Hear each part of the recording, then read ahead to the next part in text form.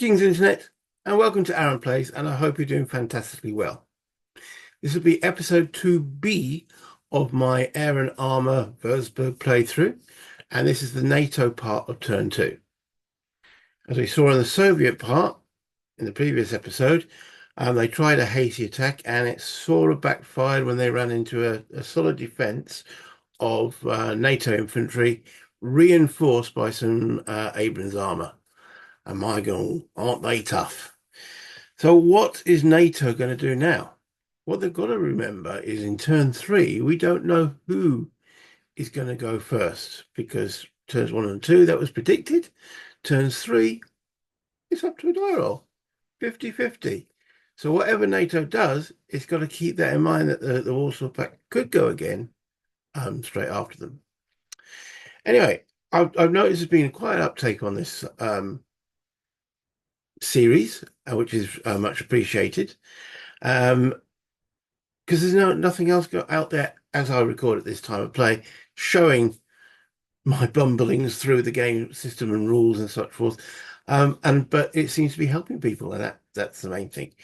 As I again record this, I am 11 away from the magic 1,000 subscribers. So if you are watching this and you haven't subscribed, please do so. Get me over that 1,000. And maybe then I can see what actually happens. Will my computer jump up in joy? Will I get little flashing light bulbs and such forth appear, or fireworks? I don't know. So let me find out. Please subscribe. If you do like the video anyway, please obviously do the like, and any comments, much appreciated. Other than that housekeeping, let's go down to the map and see what's going on. Okay, so around here was the area of contention in the Warsaw Pact turn 2. They did a hasty attack with this regiment into this hex, but it was reinforced by, in there at the time was just the Bradleys, but they were reinforced by the 2 steps of Abrams, and that changed the picture completely. However, that does mean, if you notice, those 2 units are on their white side, i.e. their combat values are in white. That means that they're done for. They can't do anything in this NATO turn. They're done for the turn. If you notice, all the other units are with black combat values. So what is NATO to do? The aim is they need to inflict casualties, and they need to prevent the pack getting off. Let me just zoom out a little bit. Off this side of the board here. They don't have much strength, but they do have good defensive terrain. Now, my initial thought is to get some more hurt on these guys. They've taken a total, well, they've got 6 steps remaining. There's 5 steps in that unit and 1 in there, 6. If they go down to 5, that is their what's called shatter value. So as you can see, I've brought this up. Each of these East German regiments have a shatter value of 5 steps. A Soviet regiment has a shatter value of 4. So what does that actually mean? Once they get to having that many steps lost, equal to or greater than, they have to do, or no, it's remaining, or better double check that, remaining. My bad. It's steps remaining in the unit. So that means the Soviet units are just a little bit tougher than the East Germans. So at the present moment, that East German regiment that the NATO kicked in that last Warsaw Pact hasty attack has got 6 steps remaining. Once it's got only 5 steps remaining, it has to do a shatter check in the reorganization phase of the game turn, which is the last thing that's done. And they have to roll to see if they shatter or not, and they roll a d10. If that result is higher, it could be equal to or higher, this always is equal to or higher or higher than the remaining steps that they have, then the regiment shatters, and that means that they can no longer do attacks. Basically, they're limited to movement options. March, get the right terms. this game's all about terminology. I'm trying to get the right words. So yeah, so they're limited to march options if they do shatter. So I think if we can, as a NATO player in my NATO head with my NATO hat on, um, I think the aim would be to try and shatter that regiment. And once it's taken that, it looks as I say, it's 5 in there and 1 in there. I know if we were playing this either blind, as in the hidden mode, or if we're playing against an opponent, I wouldn't know exactly, though I would know I have inflicted 3 steps on it, and I know I need to only inflict 1 more step on it for it to start doing shatter checks. And once you're starting to take shatter checks, you're going to be doing that every reorganization phase. So I think that's probably, now we can't use these units because they've already been engaged, but there is some Abrams here and there's some more infantry here. The question is, do we want to, because if we start concentrating the NATO forces in and around this town of Schweinfurt, that means that the Warsaw Pact do then have, and we know there's a regiment over here, free, so almost free reign across that side of the board. The other option, of course, is we could do it with artillery. That might be the cheaper option. Now, with regards to this unit, it's being adjacent to the NATO pact forces, it's automatically acquired. We know it's there. So we don't need to do any recon on it to actually bring some artillery fire upon it. So, artillery or an attack? I don't think the NATO have the forces to actually start flinging forces around into attacks. So I think it's probably going to be, let's do it with artillery. But let's go through the sequence of play first to get to that particular point. Let's bring the sequence of play up because we're in the activation cycle here. We know it's my brigade for the NATO. And we're going into the reconnaissance segment. Now, as I say, we don't need to recon this unit because we're adjacent to it. Do we really want to and the same with this unit? Now, do we really need to or want to recon anything else? Because the recon will be removed at the end of the turn. I think we want to focus on this. So I'm not going to use any recon assets. I don't need to. Okay, so we're now going to go into the next step, which is the strike segment. Okay, execute fire combat.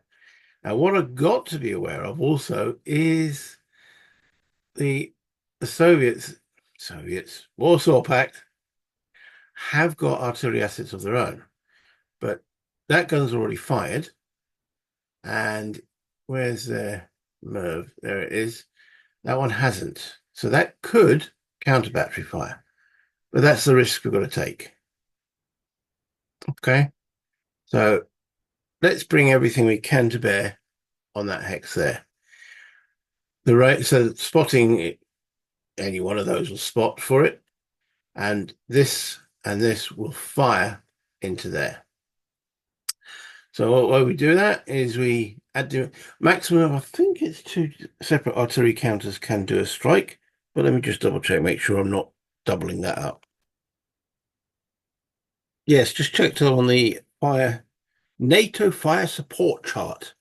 Okay, strike type is a fire strike, and the amount of is 2 units. Doesn't say the amount of steps, so I assume that is all okay.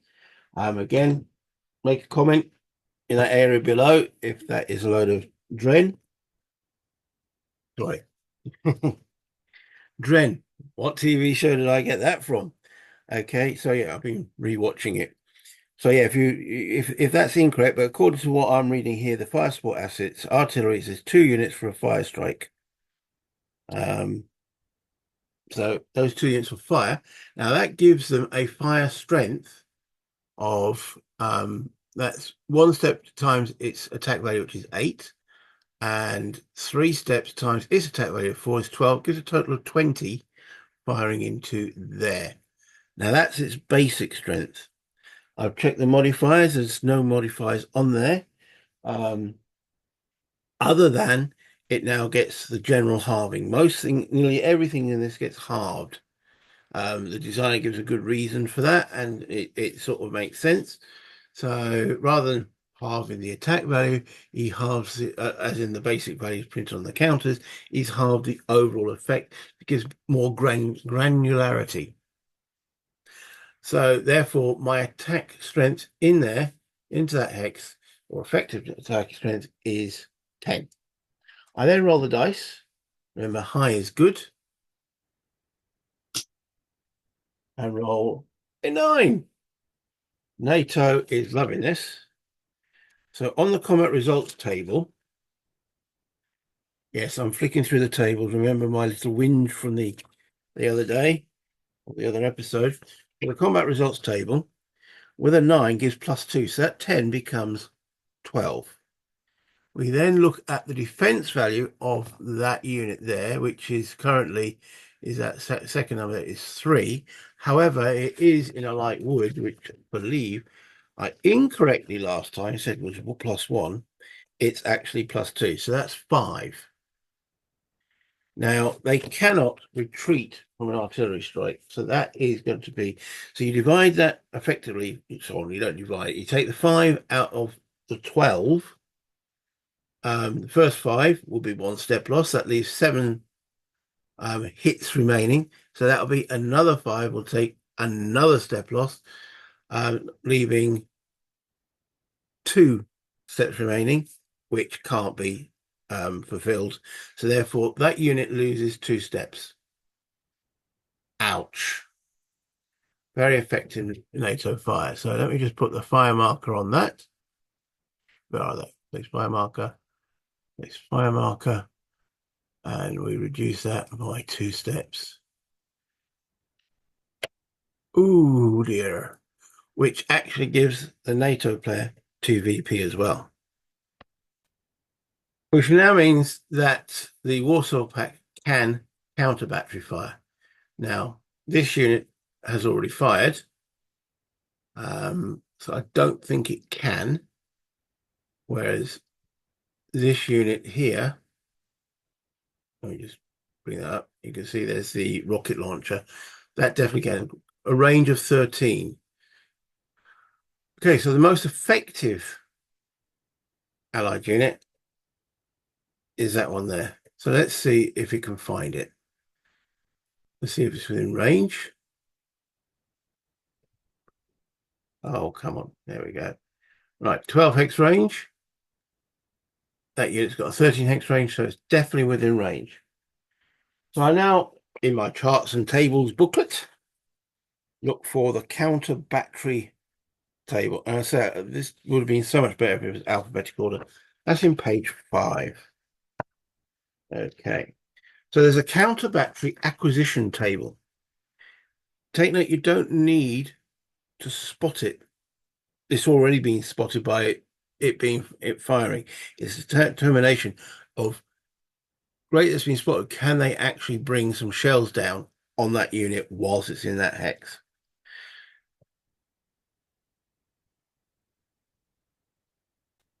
But to get the terminology right, okay. It doesn't have to be acquired or observed. It's still going to require a spotting unit, which is the nearest. So that unit there will be the spotter, which is in 1, 2, 3, 4 hex range. So the artillery is in range. We have a spotter in range, and looking at there is a separate table for NATO. Well, it actually says US, and then it's counter battery acquisition table, and all others. So I presume the Canadians and the West Germans will use the same table as the Warsaw Pact. So range from the spotter, there's little things. There's 4 to 6 hexes, and the target type is rocket. It needs a 9. Ooh, that's quite a hard call, isn't it? Whereas this unit, which is self-propelled artillery, in the same range bracket, 1, 2, 3, 4, 5, 6, only requires an 8. If this was NATO forces at those same ranges, it would be a 6 to require self-propelled and an 8 to require the rocket. So the Warsaw Pact and other nations other than the US are slightly deficient. That rocket unit is the most effective, but it needs a 9 or a 10 to hit it, or to be able to do the actual shot. Whereas against the other unit, it requires an 8, 9, or 10. It's a 10% improvement. I think we'll actually target the gun battery here with that 8, 9, or 10. 8. Good call. Good call from the East German gunnery officer. So we will call him Hauptmann Litmus, who has now acquired that target. So now it can be struck by that one step of MLR, the Soviet rocket launchers there. So they've got a strike value of 8, which is then halved. Oh, I'll just double check there's no other things that affects its strength. Rockets. No, it's an indirect fight. No, it doesn't seem to. So it's 8. The standard halving of half makes that 4. And the only unit that can be targeted is the artillery in that hex. So it's 4. And high roll here. That's not a high roll. That's a 2. I'll go back to the standard combat results table. 2 is a -2. Oh, blimey. 4 take away 2 is 2. And the effect on the artillery unit has, well, it's only got defense of 1. Okay, light woods, I think gives it, well, it depends on the target type, doesn't it? Well, let's have a look at the target type in light woods. Yeah, I'm flipping through this booklet back and forth, back and forth. Right, okay. So light woods for artillery. Now, if it was infantry in light woods, that would give it its defense number there +2. Infantry, armor, and para. But HQs, artillery, self-propelled engineers, pretty much everything else, including armor, sorry, is motorized infantry and mechanized infantry. But this is not. So anyway, artillery only gets +1. That's interesting, isn't it? 1 + 1 is 2. They got a 2. That is 1 step loss. Oh, counter battery fire when it hits hurts. That's 1 step loss on the NATO artillery. Okay, boom. I will now adjust the Warsaw Pact victory levels. Okay, so doing a little bit of housekeeping after that, little tete-a-tete. This unit is disrupted.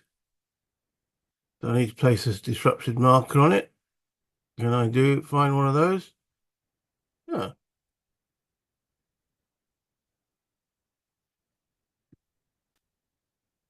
There it is. Finding all these markers. Okay.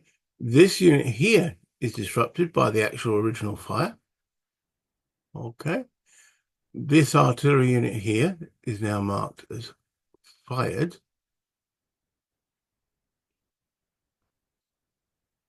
Place fire marker. There we go. Right. Now. Okay. That's the counter battery to the strike. There's no other strikes. So we now move on to the next step, which is the operations segment, where we do what we need to do. Now, so they're now 3. They're going to have to check to see if they're shattered. Is it worth kicking them or not? I don't really want to have all this area exposed. We have another regiment coming in here. I think we need to put some little defense effort around this area between these 2 towns. These can't do anything more. So I think what we'll do is 3 steps of here. We're going to actually splinter a unit off and move it into, ideally, that wood hex there. The West German units here cannot leave Schweinfurt unless they're forced to retreat from the actual town itself. Okay, so I'm going to find an additional counter for that and move a unit off. Okay, just as a reminder that there are a total of 5 unit counters that can be used for this infantry regiment. We've currently got 3 on the board. I'm going to be using an additional 1. Again, if I was playing with an opponent, I could even make one of these a dummy counter. I'm not going to do that, but I'm plonking that in there and I'm splitting off. So let me just duplicate that, clone. All right, 1 step. Oh, wrong way. On that. And putting that down to 2. And again, if this was in adjacent to an enemy unit, they could observe what those strength points are, but it's not. And we are going to be moving through this hex side here, which is protected. Now, I did mention this in the previous video, though in actual point at that time, it wasn't a protected hex. This is a protected hex because it's heavy terrain. In this case, it's urban. I can't remember the word they use. Close. There we go. Close terrain, which allows them to move and not be observed and not actually restricted in their movement. And they can even do road movement through that hex whilst it's protected. So that's what this unit's going to do. Now, if you notice, when I did the Warsaw Pact units, I was activating them by regiment. So well, I'll tell you what, let's get me like an annotation pen up. There we go. Right. Change the color to red. Okay. So that was activated as a maneuver unit during the activation cycle. Let me just bring that up here. So we have the in the operation segment, each regiment did its own operation. Well, I'm going to change that now. Now we're doing it with NATO. Their operation group is depending on what operation they're doing. We're going to be doing a march. There we go, getting into it. I was going to say movement. March operation. It's done by individual unit or stack. If we want to do something like an attack, it's done by the you form what's called a task force, which can have a maximum of 4 steps. We're not doing any hasty attacks. We're going to get this out of the way, and then we can get the annotate it again and use the eraser to rub all that out. Now I'm still learning how to use this a bit more effectively, and then we can close that down there. Okay, so that's why when the Warsaw Pact they activate by regiment in like in a march or a hasty attack, whereas NATO are doing it via actual individual stacks here. So this group here, so that's going to be 1 movement point moving down the Bundesstrasse. 2, 3, and as I said, I'd like to get into that hex there, which is also another 3. They get 6 movement points on a march. True, that means that unit is known to Warsaw Pact units coming up, and it can be hit by artillery, but that's, I suppose, a risk you've got to take. All right. The next one up will be this West German unit here, activating, and it's pulling back, and it's not known. I suppose it's still observed because it's in close terrain, it's adjacent, and they are moving to there, which allows these 2 steps to move forward into there. All marches. We're not doing any attacks at this point.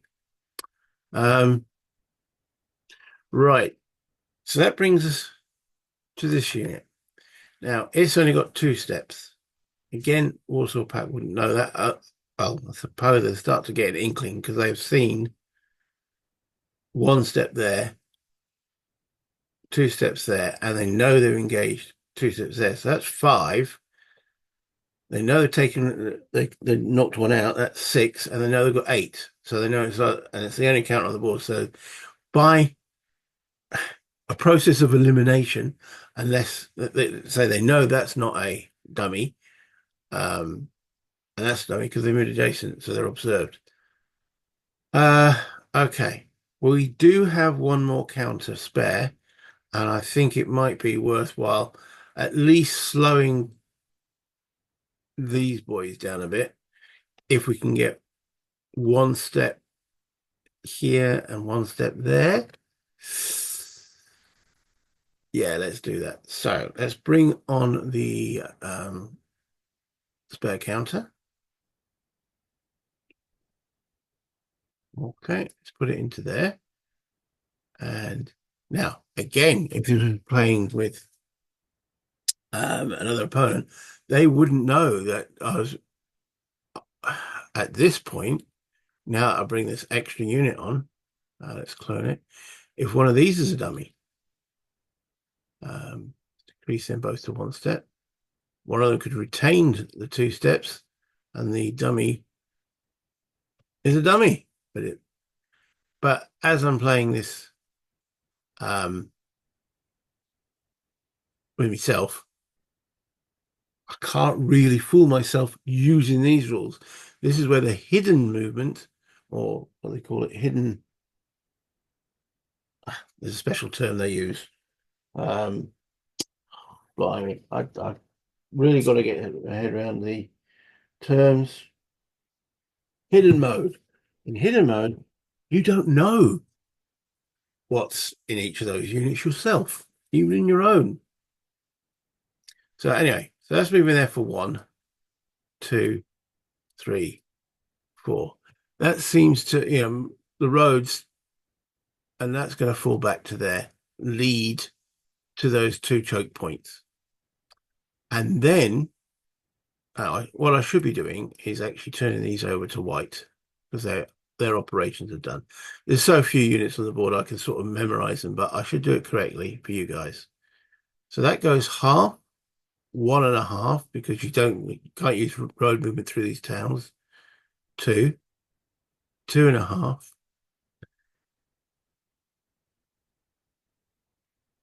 Yeah, 3. So it can react to both of those if they're in danger. And we're here assuming that the Warsaw Pact would be going next. Right. Okay. So this artillery is disrupted. What I should have done was flipped it over because it can't move. Because ideally, we'd want to move that into terrain where it's a lot harder to actually see or being observed or reconned against. This unit here can move, and I think we want to place it into some heavy woods. So it'll go there and there.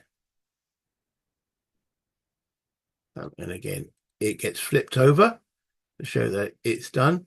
That unit should have been flipped over. Same with that one.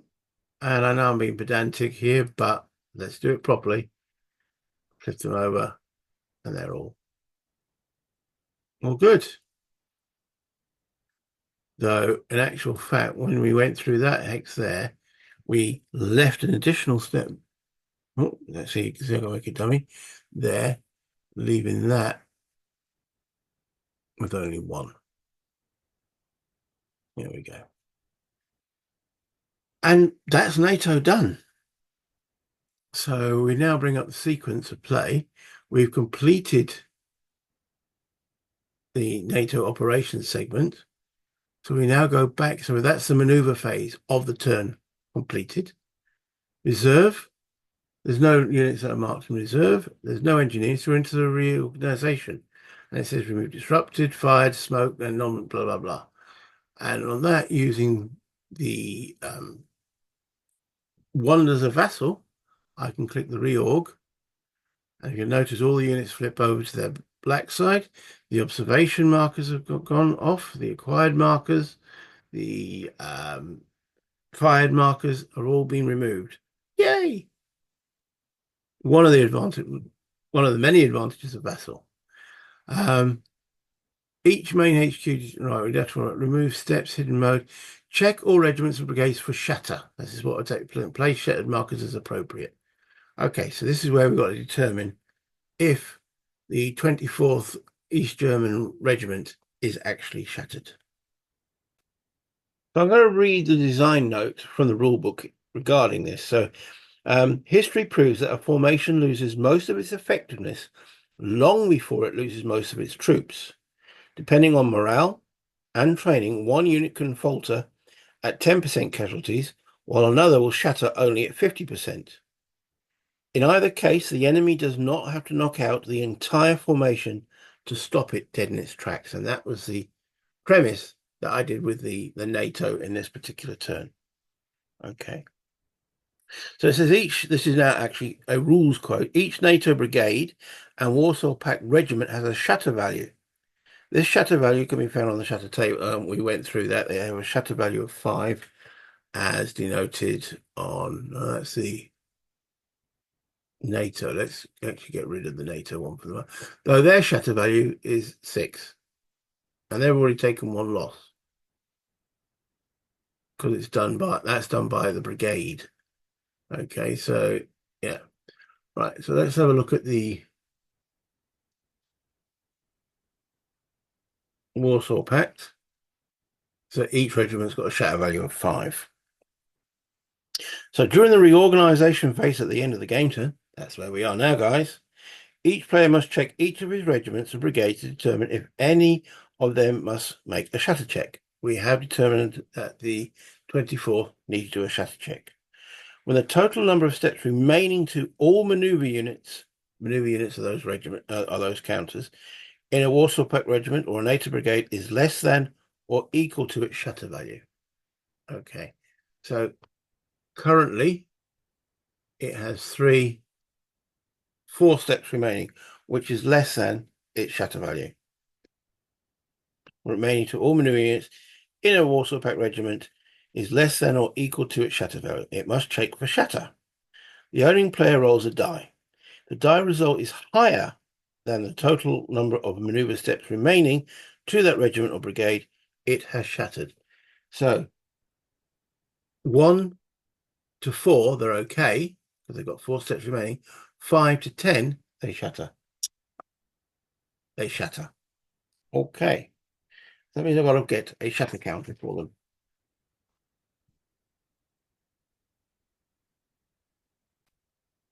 Okay, so I've placed a shatter marker actually on their TOE chart, and on the actual counters themselves, you get this little marker that says S on them. So what is the effect of shatter? Okay, there's a different step for HQs and for combat units, or maneuver units, they call them here.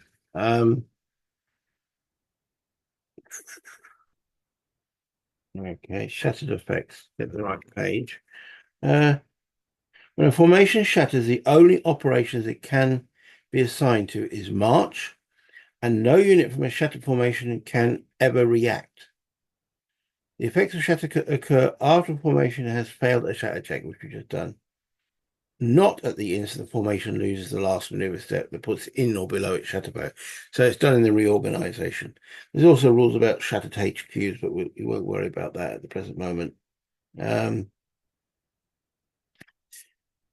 Okay, so that regiment is now effectively not able to engage in a combat. It needs to pull out and try and maneuver off the map if it can, if a gap is created. Bringing back the sequence of play. So we've just done shatter. Just all our PC, yeah, we'll do it. That's all been done. And we move the game turn marker onto turn 3. Okay, so that brings us to the end of the second turn. I marked on the NATO that they've lost 1 step in that brigade. The artillery doesn't count, so it's just 1 step off that brigade. The So let's get rid of that. So far, the Warsaw Pact have accumulated 2 victory points. That's taken 1 step out from the mechanized infantry and 1 step from the artillery. The NATO have gained 5 VP. That's taken the 5-step losses it inflicted on that 24th Regiment. So currently it stands at 5-2. Let's get rid of those 2. Then we have this regiment is now being shattered. And we're about to say start turn 3. So we might as well just start it a little bit. The reinforcements, there are none. Then there's the Warsaw Pact planning phase. And then we determine what will happen in the maneuver phase. Will it be a Warsaw Pact or will it be NATO who have the initiative? And you know what, ladies and gentlemen? I think I'm going to keep that for the next video, i.e. the planning and then the resolution to see who will activate next. Let's bring this back up to the top and have a little chit chat.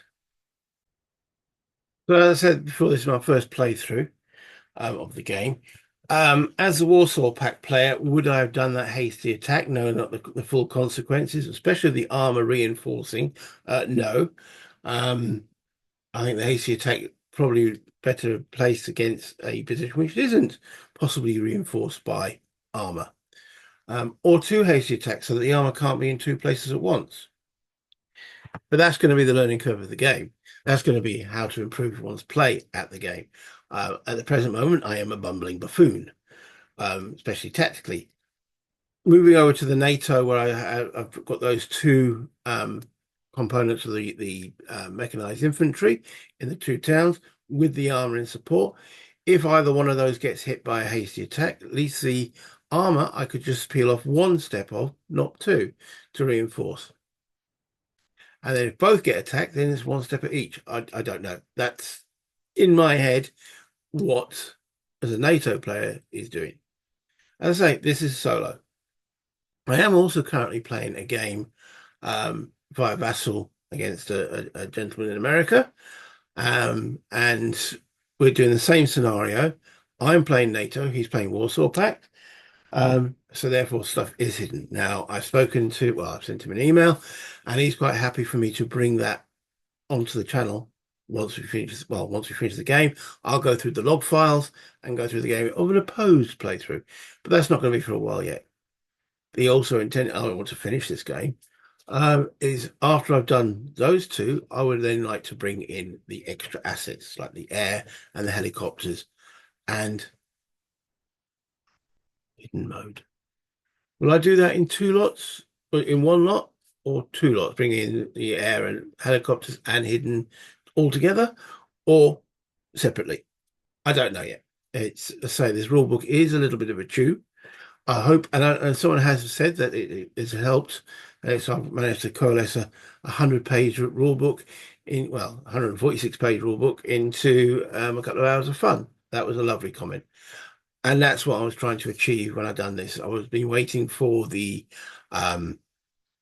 playthroughs and examples of play from Compass and the designer. They are still forthcoming. They'll obviously go through a lot more nitty gritty, but I just wanted to give an overall. I just wanted to play the game, see how it worked, and that's what I'm doing. Yes, I'm making mistakes, and hopefully with you guys in the comments, we'll point out those mistakes. And going back on those comments, and they're much appreciated. As I say, a guy saying that, I've managed to trim down a rule book that is a bear to look at into a playable format. That does me, in my personal ego, unbound. It's great. It's fantastic. And that's what I hope to achieve. And that's what part of my channel is about. Yes, it's to get games off the shelf, but it's also to help you guys. And that's where I come to my next point. Let me know in the comments.